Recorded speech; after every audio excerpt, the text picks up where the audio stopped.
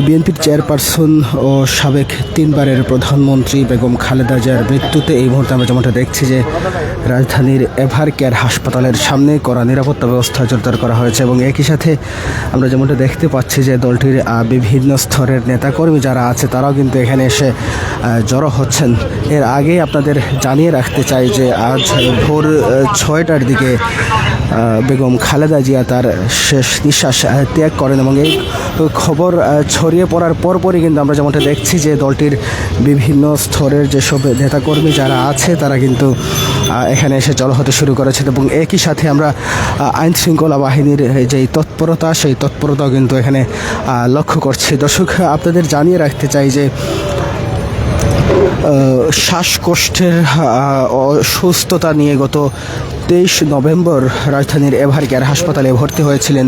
বিএনপির চেয়ারপারসন ও সাবেক প্রধানমন্ত্রী এবং একই সাথে বাংলাদেশের প্রথম নারী প্রধানমন্ত্রী বেগম খালেদা জিয়া। এবং এখানে ভর্তি হওয়ার পর থেকেই কিন্তু আমরা দেখেছিলাম যে তার যে শারীরিক অবস্থা সেই শারীরিক অবস্থার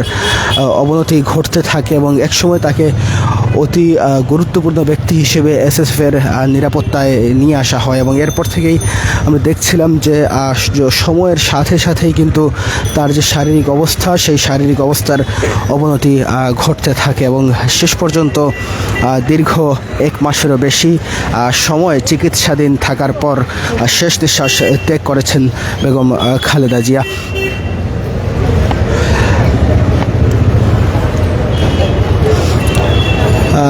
এর আগে আমরা যেমনটা দেখেছিলাম যে গতকাল থেকেই কিন্তু বিএনপির পক্ষ থেকে জানানো হচ্ছিল বেগম খালেদা জিয়ার শারীরিক অবস্থার অবনতি ঘটছে এবং বেশ আশঙ্কাজনক অবস্থায় তিনি রয়েছেন এবং যার কারণে আমরা দেখেছিলাম যে গভীর রাতেই কিন্তু খালেদা জিয়ার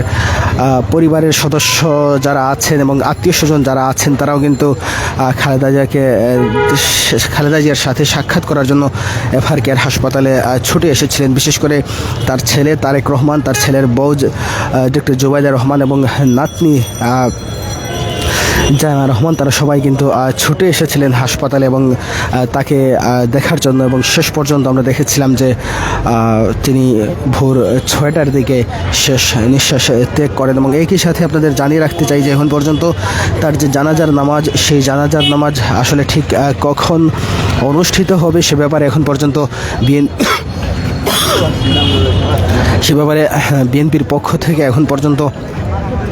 কোনো কিছু জানানো হয়নি। তবে যেমনটা আমরা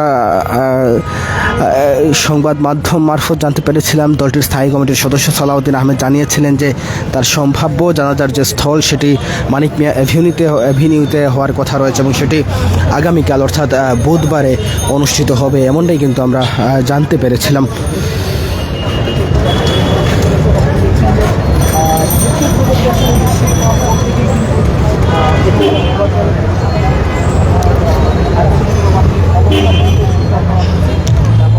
আপনাদের জানিয়ে রাখতে চাই যে খালেদা জিয়ার মৃত্যুর খবর ছড়িয়ে পড়ার সাথে সাথেই কিন্তু এভার কেয়ারের সামনে বিভিন্ন স্তরের যেই নেতাকর্মী যারা আছে তারা কিন্তু এসে ভিড় করতে শুরু করেছেন এবং একই সাথে এখানে যাতে কোনো ধরনের অপ্রীতিকর ঘটনা না ঘটে সে কারণেই কিন্তু আইন শৃঙ্খলা বাহিনীর সদস্যরা বেশ সতর্ক অবস্থানে রয়েছেন। পুলিশের পাশাপাশি এখানে আমরা র্যাব সদস্যদেরও নিরাপত্তা ব্যবস্থায় নিয়োজিত করতে দেখতে পাচ্ছি এবং একই সাথে আপনাদের জানিয়ে রাখতে চাই যে গত 23 নভেম্বর খালেদা জিয়া তার শ্বাসকষ্টের অসুস্থতার কারণে রাজধানীর এভার কেয়ার হাসপাতালে নিয়ে আসা হয় এবং 1 মাসেরও বেশি সময় ধরে তিনি কিন্তু এখানেই চিকিৎসাধীন ছিলেন। মাঝখানে তার শারীরিক অবস্থা উন্নত চিকিৎসার জন্য দেশের বাইরে নিয়ে যাওয়ার জন্য কিন্তু প্রচেষ্টা চালানো হচ্ছিল, কিন্তু তার শারীরিক অবস্থার খুব একটি সুবিধাজনক না হওয়ার কারণে কিন্তু তাকে আসলে দেশের বাইরে নিয়ে যাওয়া সম্ভব হয়নি এবং যেমনটা আমরা দেখেছিলাম যে তার এই অসুস্থতাকে ঘিরে বিভিন্ন সময়ে নানা ধরনের খবর সামাজিক যোগাযোগ মাধ্যমে ছড়ানো হয়েছিল, যদিও আসলে বিএনপির পক্ষ থেকে সেই খবরগুলো উড়িয়ে দেওয়া হয়েছিল এবং শেষ পর্যন্ত আমরা দেখতে পেয়েছি যে আসলে আজ ভোর 6টার দিকেই তিনি শেষ নিঃশ্বাস ত্যাগ করেছিলেন। একই সাথে আপনাদের জানিয়ে রাখতে চাই যে বেগম খালেদা জিয়া বাংলাদেশের প্রথম নারী প্রধানমন্ত্রী এবং বর্তমানে মৃত্যুর আগ পর্যন্ত তিনি বিএনপির চেয়ারপারসন হিসেবেই দায়িত্বরত ছিলেন। যদিও 2018 সালে তাকে যখন গ্রেপ্তার করা হয়, গ্রেপ্তার করে জেলে পাঠানো হয়, তারপর থেকেই ভারপ্রাপ্ত চেয়ারম্যান হিসেবে কিন্তু দলটির দায়িত্ব পালন করে আসছিলেন তারেক রহমান এবং দীর্ঘ 17 বছরের নির্বাসিত জীবন কাটিয়ে তারেক রহমান গত 25 ডিসেম্বর দেশে ফিরে এসেছিলেন। ফিরে আসার পরেই কিন্তু 300 ফিটে তাকে একটি সংবর্ধনার আয়োজন করে বিএনপি এবং সেই সংবর্ধনা অনুষ্ঠানে বক্তব্য শেষ করেই তিনি মাকে দেখার জন্য এভার কেয়ার হাসপাতালে ছুটে এসেছিলেন এবং সেখানে মায়ের সাথে সাক্ষাৎ করে আবার গুলশানে যেই ফিরোজা সেই বাড়িতে তিনি চলে গিয়েছিলেন। এবং এরপরে আমরা দেখেছিলাম যে এরপর দিন তিনি সাভার জাতীয় স্মৃতিসৌধ সেখানে শ্রদ্ধা নিবেদন করতে যান এবং একই সাথে চন্দ্রিমা উদ্যানে তার বাবা শহীদ প্রেসিডেন্ট জিয়াউর রহমানের কবর জিয়ারত করতে যান, যার কারণে সেদিন আসলে তিনি মাকে দেখার সুযোগ পাননি। এবং শনিবার আমরা দেখেছিলাম এবং শনিবারে আমরা যেমনটা দেখেছিলাম যে শহীদ শরীফ ওসমান হাদির কবর জিয়ারত এবং নির্বাচন কমিশনে তার যে ভোটার হওয়ার কার্যক্রম, সেই কার্যক্রম শেষ করে তিনি আবারও তার মাকে দেখতে ছুটে এসেছিলেন। এবং সবশেষ আমরা গতকাল সন্ধ্যার পরে দেখেছিলাম যে তারেক রহমান তার মাকে দেখার জন্য হাসপাতালে ছুটে এসেছিলেন এবং রাতে গভীর রাতের দিকে যখন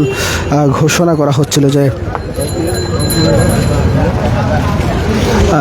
গভীর রাতে যখন ঘোষণা করা হচ্ছিল যে বেগম খালেদা জিয়ার অবস্থা সংকটাপন্ন, ঠিক সেই সময়েই কিন্তু তাকে দেখার জন্য পরিবারের সব সদস্যরা ছুটে এসেছিলেন এবং বিশেষ করে তারেক রহমানের ফ্যামিলি এবং তার ছোট ভাই আরাফাত রহমান কোকর ফ্যামিলি এবং বেগম খালেদা জিয়ার বোন সহ তাদের আত্মীয় স্বজন যারা ছিল সবাই হাসপাতালে ছুটে এসেছিলেন এবং শেষ পর্যন্ত আমরা দেখেছিলাম যে ভোর 6টার দিকে তাকে মৃত ঘোষণা করা হয় এবং দলটির ভারপ্রাপ্ত চেয়ারম্যান এবং বেগম খালেদা জিয়ার ছেলে তারেক রহমান তিনি কিন্তু তার সেই মৃত্যুর খবরটি কিন্তু সবার আগে জানিয়েছিলেন। বিবাহ বন্ধনে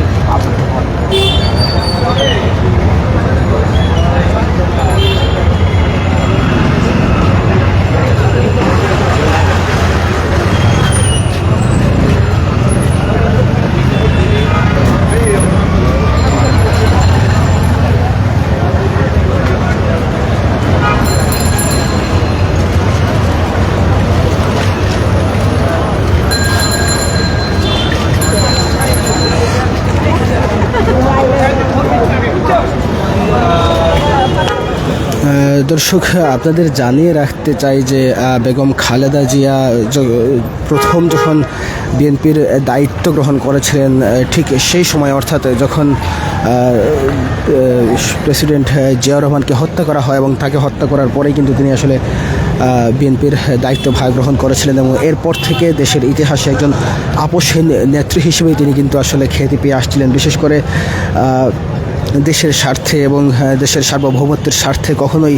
স্বার্থ বিরোধী কোনো অবস্থান না নেওয়ার কারণেই কিন্তু আসলে দেশের মানুষের কাছে তিনি তুমুল জনপ্রিয় হয়ে ওঠেন।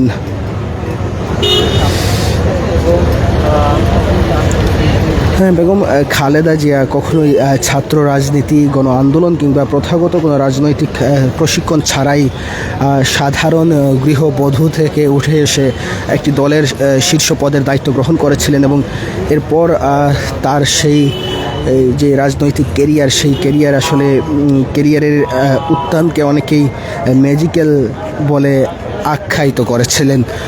দর্শক, যেমনটা আপনাদের জানিয়ে রাখতে চাই যে আসলে